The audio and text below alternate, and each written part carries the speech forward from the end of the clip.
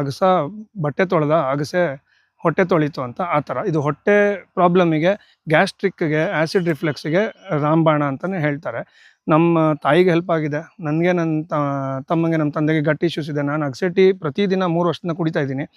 ತುಂಬಾ ಹೆಲ್ಪ್ ಆಗಿದೆ. ನಮಗೆ ಅಗಸೆ ಟೀ ಇಲ್ಲದೆ ದಿನ ಶುರುವಾಗಲ್ಲ. ಏನು ತುಂಬ ಸಿಂಪಲ್. ಎಲೆ ತೊಗೊಂಡು ನೆರಳಲ್ಲಿ ಒಣಗಿಸ್ತೀವಿ, ಆಮೇಲೆ ಪುಡಿ ಮಾಡಿ ಅದು ಜಲ್ಲಿಸ್ಬಿಟ್ಟು ಬಿಸಿ ನೀರು ಕಾಯಿಸಿ ಸ್ಟವ್ವಿಂದ ತೆಗೆದು ಪುಡಿ ಹಾಕಿ ಉಪ್ಪು ಸ್ವಲ್ಪ, ನಿಂಬೆಹಣ್ಣು ಸ್ವಲ್ಪ ಹಾಕಿ ಕಲಸಿ ಕುಡಿಯೋದು ಅಷ್ಟೇ. ಮೊದಲನೇ ದಿನ ಕಸರು ಅನಿಸುತ್ತೆ, 2ನೇ ದಿನ ಕಸರು ಅನಿಸುತ್ತೆ, 3ನೇ ದಿನದಿಂದ ಇಷ್ಟ ಆಗ್ತಾ ಬರುತ್ತೆ. ಇದು ಕಾಫಿ ಥರ. ಕಾಫಿ ಮೊದಲನೇ ಸತಿ ಕುಡಿದವ್ರು ಎಲ್ರಿಗೂ ಇಷ್ಟ ಆಗಲ್ಲ, ಬಟ್ ಕುಡಿತಾ ಕುಡಿತಾ ತುಂಬ ಇಷ್ಟ ಆಗುತ್ತೆ. ತುಂಬ ಆರೋಗ್ಯಕ್ಕೆ ಒಳ್ಳೆಯದು. ಇದು ನಾವು ತುಂಬಾ ಉಪಯೋಗಿಸ್ತೀವಿ. ಇದು ನಾವು ಇಲ್ಲೇ ನಾನು ಆಮೇಲೆ ತೋರಿಸ್ತೀನಿ. ನೆರಳಲ್ಲಿ ಒಣಗಿಸಿ ಪುಡಿ ಮಾಡಿ ಸೇಲ್ ಮಾಡ್ತಾ ಇದ್ದೀವಿ. ನಾವು ಪ್ಯಾಕೆಟ್ ಮಾಡಿ 100 ಗ್ರಾಮ್ ಹಂಗೆ ಸೇಲ್ ಮಾಡ್ತಾ ಇದ್ದೀವಿ. ಇದರಿಂದ ಒಳ್ಳೆ ಆದಾಯ ಮಾಡ್ಬೋದು. ಬಟ್ ನಾವು ನಮ್ಗೆ ಯಾವಾಗ ಬೇಕೋ ಅವಾಗ ಮಾತ್ರ ಪ್ರೂನಿಂಗ್ ಮಾಡ್ತೀವಿ. ಯಾಕಂದರೆ ನಮ್ಮ ತೋಟ ಫಸ್ಟ್ ಪ್ರಯಾರಿಟಿ. ಇಲ್ಲಿ ಬೇಸಿಗೆಯಲ್ಲಿ ನಾವು ಪ್ರೂನಿಂಗ್ ಮಾಡಿಬಿಟ್ಟು ಇಲ್ಲಿ ಬಿಸಿಲು ಜಾಸ್ತಿ ಆಗಬಾರ್ದು ನಾವು ಪ್ರೂನಿಂಗ್ ಮಾಡಲ್ಲ. ಬೇಸಿಗೆ ಆದಮೇಲೆ ನಾವು ಕಟ್ ಮಾಡಿ ಪ್ರೂನ್ ಮಾಡಿ ನಾವು ಅದನ್ನು ಉಪಯೋಗಿಸ್ಕೊತಾ ಇದ್ದೀವಿ. ಅಗಸೆ ಸೊಪ್ಪಿಂದು ತುಂಬಾ ಬೆನಿಫಿಟ್ಸ್ ಇದೆ. ಎಲ್ಲರೂ ಆದಾಯನೂ ಮಾಡ್ಬೋದು, ಆರೋಗ್ಯ ಪಡಿಬೋದು. ನಮ್ಮ ತೋಟಕ್ಕೆ ಒಳ್ಳೆ ಗೊಬ್ಬರ ಆಗುತ್ತೆ, ನಮ್ಮ ಪ್ರಾಣಿಗೆ ಒಂದು ಒಳ್ಳೆ ಆಹಾರ ಆಗುತ್ತೆ, ಎಲ್ಲ ಥರನೂ ಆಗುತ್ತೆ. ನಾವು 10 ಅಡಿಗೆ ಒಂದು ಮರ ಹಿಂಗೆ ಫುಲ್ ಮೇಲೆ ಬಿಟ್ಟಿದ್ದೀವಿ. ಕೆಲವು ಮಾತ್ರ ಮಿಕ್ಕಿದೆಲ್ಲ ಪ್ರೂನ್ ಮಾಡಿದ್ದೀವಿ. ಇದಕ್ಕೆ ಪೆಪ್ಪರ್ ಹಬ್ಬಿಸ್ಬೋದು, ಪೆಪ್ಪರ್ ಹತ್ತುತ್ತೆ. ಸೊ ಇದು ಮರಕ್ಕೆ 10 ವರ್ಷ ಇರ್ಬೋದು ಲೈಫ್. ಬಟ್ ಆ 10 ವರ್ಷದಲ್ಲಿ ನಮ್ಮ ಪೆಪ್ಪರ್ ಗಿಡ 30 ರೂಪಾಯಿ ಕೊಟ್ಟು ಪೆಪ್ಪರ್ ಗಿಡ ಹಾಕಿದ್ರೆ ನಾವು 10 ವರ್ಷದವರೆಗೂ ನಾವು ಆದಾಯ ತೆಗಿಬೋದು. ನಾವು ಈ ವರ್ಷ ಪೆಪ್ಪರ್ ಕೂರ್ಸೋಣ ಅಂತ ಇದ್ದೀವಿ ಸರ್. ಸರ್ ಇದು ಎಷ್ಟು ಜನಕ್ಕೆ ಗೊತ್ತಿರುತ್ತೋ ನನಗೆ ಗೊತ್ತಿಲ್ಲ. ನಮಗೆ ಅಗಸೆ ನಮ್ಗೆ one of the favourite plant ನಮ್ಮ ತೋಟದಲ್ಲಿ. ಎಲ್ಲರೂ ಇಲ್ಲಿ ನೋಡಿದಾಗ ಹಳ್ಳಿಯವರು ನಮಗೆ ಕೇಳಿದ್ರು, ಕುರಿ ಮೇಯಿಸ್ತೀಯಾ, ಕುರಿಗೆ ಮೇವು ಹಾಕ್ಕೊಂಡಿದ್ಯಾ ಅಂತ ಕೇಳ್ತಾರೆ. ಅದು ಒಂದು ಸ್ಮಾಲ್ ಬೆನಿಫಿಟ್ ಅದು. ಬಟ್ ಅಗಸೆಯಿಂದ ತುಂಬಾ ಬೆನಿಫಿಟ್ ಇದೆ ಸರ್. ಫಸ್ಟು ಪ್ರಾಣಿದು ಹೇಳಬೇಕು ಅಂದರೆ, ಇವತ್ತು ನಾವು ಕಟ್ ಮಾಡಿ ಹಂಗೆ ಇಟ್ಟು ನೆಕ್ಸ್ಟ್ ದಿನ ಬೆಳಗ್ಗೆ ನಮ್ಮ ಹಸುಗಳಿಗೆ ಕೊಡ್ತಾ ಇದ್ದೀವಿ. ನಮ್ಮ ಕೋಳಿಗಳು ತಿನ್ನುತ್ತೆ, ಕುರಿ ಮೇಕೆ ತಿನ್ನುತ್ತೆ. ವಾರದಲ್ಲಿ ಒಂದು ದಿವಸ ನಮ್ಮ ಮನೇಲಿ ಅಗಸೆ ಪಲ್ಯ ಮಾಡಿ, ಅಗಸೆ ಸೊಪ್ಪಿನ ಪಲ್ಯ ಮಾಡಿ ತಿಂತೀವಿ. ನೀವು ನೋಡಿದ್ರೆ ಉಪವಾಸ ಇದ್ದಿದ್ದು ನೆಕ್ಸ್ಟ್ ದಿನ ನಮ್ಮ ಹಿರಿಯರು ಅಗಸೆ ಸೊಪ್ಪಿನ ಪಲ್ಯ ಮಾಡಿಸ್ತಿದ್ರು ದ್ವಾದಶಿಲಿ. ಆವಾಗ ಏನಕ್ಕೆ ಬರೀ ಹೊಟ್ಟೆಯಲ್ಲಿ ಅಗಸೆ ಸೊಪ್ಪು ಸೇವಿಸ್ಬೇಕು ಅಂತ. ಸರ್ ಇದು ಅಗಸೆ ನಮ್ಮ ತೋಟದಲ್ಲಿ 2000 ಗಿಡ ಇದೆ ಸರ್. ಹೇಗೆ ಅಂದರೆ ಪ್ರತಿ 3ನೇ ಸಾಲು ಅಗಸೆ ಗಿಡ. ಈಗ ಇನ್ನೊಂದು ಬೆನಿಫಿಟ್ ಏನಂದರೆ, ಇದು ಅಗಸೆ ಗಿಡದಲ್ಲಿ ಮಣ್ಣು ಅಷ್ಟು ಚೆನ್ನಾಗಿಲ್ಲ.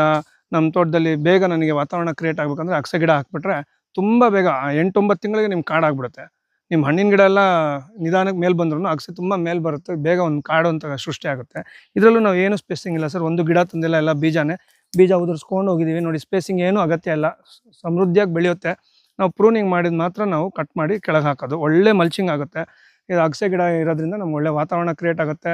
ಅಗಸೆ ಹೂವು ಬಂದಾಗ ಹೂವಲ್ಲಿ ಬಜ್ಜಿ ಮಾಡ್ತೀವಿ, ಪಲ್ಯ ಮಾಡ್ತೀವಿ. ಅದ್ರಲ್ಲಿ ಒಳ್ಳೆ ಅಗಸೆ ಹೂವಲ್ಲೂ ಅಷ್ಟೇ, ಎಲೆಯಲ್ಲೂ ಅಷ್ಟೇ ಒಮೆಗಾ 3 ಇರುತ್ತೆ. ಜಂತುಹುಳದ ತೊಂದರೆಗೆ ಅದು ಮ್ಯಾಕ್ಸಿಮಮ್ ಬೆನಿಫಿಷಿಯಲ್ಲು. ಸೊ ಅಗಸೆ ಹೂವದಲ್ಲಿ ಪಲ್ಯ ಮಾಡಿ ತಿಂತೀವಿ. ಅದು ಮೊಟ್ಟೆನೂ ಮಿಕ್ಸ್ ಮಾಡಿ ಒಂದು ಬುರ್ಜಿ ಥರ ಮಾಡಿ ತಿಂತಾರೆ. ಅಗಸೆ ಕಾಯಿಯಲ್ಲಿ ಪಲ್ಯ ಮಾಡಿ ತಿಂತಾರೆ.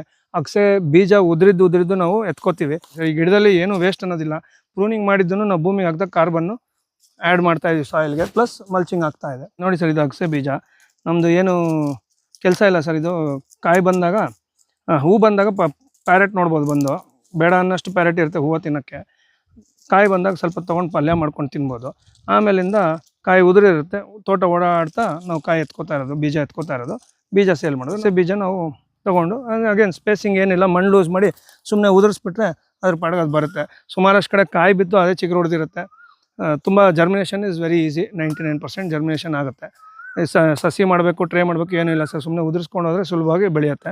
ಇಂಟಿಗ್ರೇಟೆಡ್ ಫಾರ್ಮಿಂಗ್ ಮಾಡ್ತೀನಿ ಅಂದಾಗ ಕುರಿ ಮೇಕೆ ಸಾಕ್ಬೋದು. ಅದು ಗೊಬ್ಬರಕ್ಕಾಗ್ಬೋದು, ಅದು ಮಾರಕ್ಕಾದರೂ ಆಗ್ಬೋದು.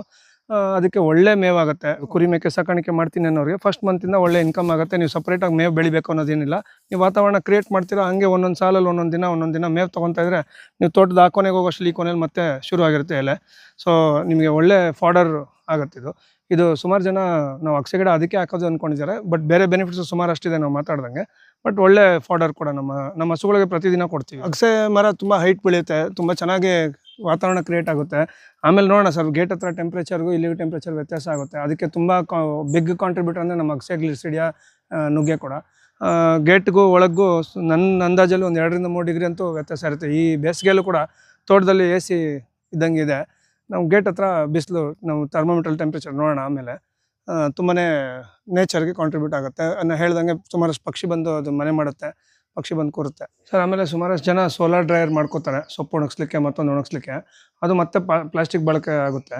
ಸೊ ನಾವು ಸಿಂಪಲ್ ಒಂದು ಸೆಟಪ್ ಮಾಡ್ಕೊಂಡಿದ್ದೀವಿ ಸರ್. ಇಲ್ಲಿ ಕ್ಲೀನಾಗಿರೋ ಜಾಗದಲ್ಲಿ ಪಂಚೆ ಬಟ್ಟೆ ಹಾಸಿ, ಸೊಳ್ಳೆ ಪರ್ದ ಹಾಕಿ, ಇಲ್ಲಿ ನಾವು ಅಗಸೆ ಸೊಪ್ಪು ತೊಗೊಂಡ್ಬಂದು ಅಥವಾ ನುಗ್ಗೆ ಸೊಪ್ಪು ತೊಗೊಂಡ್ಬಂದು ಇಲ್ಲಿ ತೊಳ್ಕೊತೀವಿ. ತೊಳೆದ್ಬಿಟ್ಟು ಇಲ್ಲಿ ಒಣಗಕ್ಕೆ ಹಾಕ್ತೀವಿ, ನೆರಳಲ್ಲಿ ಒಣಗಕ್ಕೆ ಹಾಕ್ತೀವಿ. ಸೊ ನ್ಯೂಟ್ರಿಷನ್ನು ಹೋಗಲ್ಲ.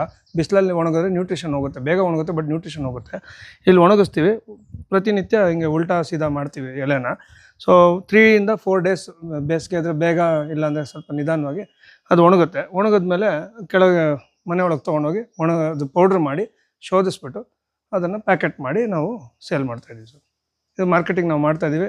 ಸುಲಭ ಇದೆ, ಯಾಕಂದರೆ ಅದ್ರ ಬೆನಿಫಿಟ್ಸ್ ಅಷ್ಟಿದೆ. ಒಂದು ಸತಿ ಒಬ್ಬರು ಪ್ರಯತ್ನ ಮಾಡಿ ಅದನ್ನು ಟೇಸ್ಟ್ ಮಾಡಿ ಒಂದು ಅಭ್ಯಾಸ ಮಾಡ್ಕೊಂಡ್ಮೇಲೆ ಪ್ರತಿ ತಿಂಗಳು ಅವ್ರಿಗೆ ಬೇಕೇ ಬೇಕು, ತೊಗೊಳ್ತಾರೆ. ಅಗಸೆ ಸೊಪ್ಪಿನ ಪುಡಿ ಆಗಲಿ, ನುಗ್ಗೆ ಸೊಪ್ಪಿನ ಪುಡಿ ಆಗಲಿ ತೊಗೊಳ್ತಾರೆ.